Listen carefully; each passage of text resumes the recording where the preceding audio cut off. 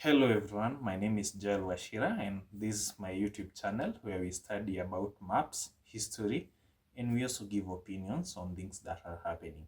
And today we are going to look at the complicated geography of Lamu County. And as you know, Lamu County is located along the Kenyan coastline, the northern part of the Kenyan coastline. And Lamu County is one of the most historical regions in East Africa. It's also considered to be one of the oldest cities in Kenya.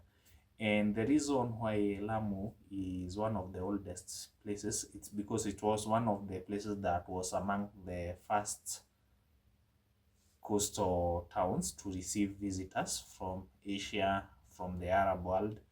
And today we are going to look at the geography, not the history necessarily. And one thing about Lamu County, if you look at it, you might notice the human settlements are along the coastlines, and inland, that's where you find the Boni forest. And you can see it's a lot of green vegetation, which has made it difficult for the Kenyan government to defend this place. And that's why they launched an operation by the KDF known as Linda Boni, because of the terrorist hideouts that are still in Boni Forest. But currently the situation has improved given the government's improvement of intelligence. And another thing about Lamu, it's the only place where you use all means of transport when you are going there. If you fly through the Manda airstrip, the airstrip is even an airport, not an airstrip. As you can see, the runway was expanded by the government through donations from the United States government, because on this airport, the US government has some troops present there. And also it doubles up as an air base. It's not just a civilian airport. And when you land here, you have to take a boat to the main Lamu Island. And Lamu has several islands. And the main one is Lamu, the one people know. Manda Island, where the airport is located. There is also Pate Island and also Kiwayu Island, which are the most notable ones. And another thing about inland Lamu, as I told you, it's very bushy and it experiences a lot of rain.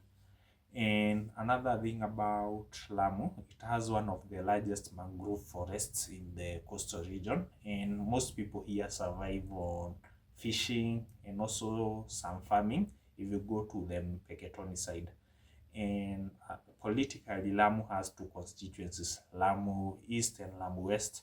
And this is one of the most cosmopolitan counties that we have in Kenya.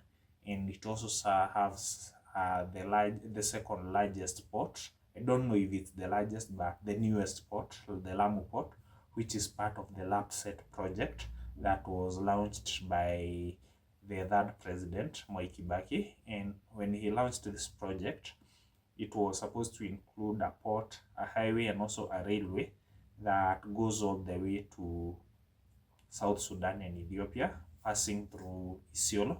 The port is already operational given the current situation in Iran. At the port, at the Strait of Hormuz, some ships have been docking on this port here in Lamu. And another thing about Lamu, when you look at the map, it's so far away, it looks so remote, because the only way for you to reach Lamu by road is just the Malindi Garsen route, which is not very safe. Whenever you're traveling by road, you have to be given police escorts, and the tarmac road wasn't there before, and it was completed by the former regime, not this one. The former regime completed the tarmac. And also Mpeketoni town, it has remained one of the most isolated towns in Kenya. And if you want to know how isolated Mpeketoni is, you can't find Google Street View on Mpeketoni. Yeah, that's how isolated it is. There are some towns even in northeastern, like Wajir and Mandera, where you have Google Street View, but you don't have any in Mpeketoni. And the reason of the remoteness of Mpeketoni is because of how forested the area is.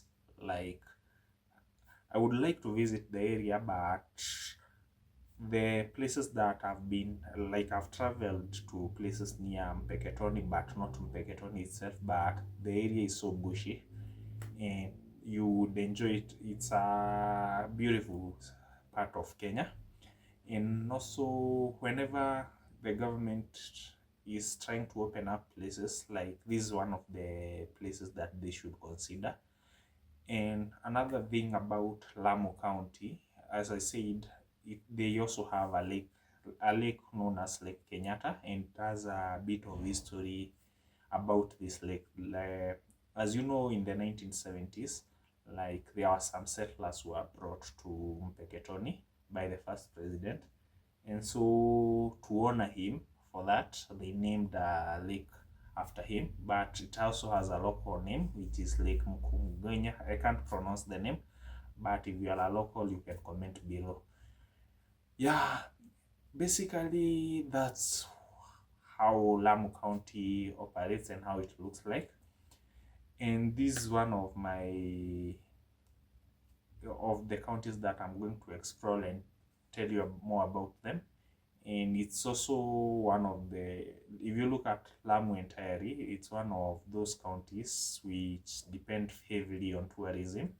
And so if you're going there, make sure you are ready. And as you know, with tourist towns, the businessmen love extorting tourists, like they love charging more. So make sure you are always ready when you visit these towns. And thank you for watching, and I hope to see you on my next video. You can comment on which topics you want us to discuss or which area you want me to analyze their map, and so that I can teach you. And also, as I told you, Lamu borders Somalia. Like I don't think I already told you that. It borders Somalia near Kamboni. You might have heard of Ras Kamboni.